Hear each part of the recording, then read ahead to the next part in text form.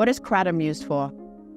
Used by people for its calming effects, and it's something that is not regulated at this point by the FDA or the DEA, so it is widely available and oftentimes can be bought in tobacco shops or even gas stations around the country. Kratom, when it's taken in smaller doses, can bring about feelings of energy, some euphoria, stimulation and sort of excitement, and then at larger doses, it can bring about a feeling of sedation and calmness. However, kratom has been shown to be very addictive, and I personally have experienced many people coming in for treatment for addiction to kratom, and they do describe the withdrawal symptoms to be as hard, or in some cases more difficult, than a withdrawal from an opioid.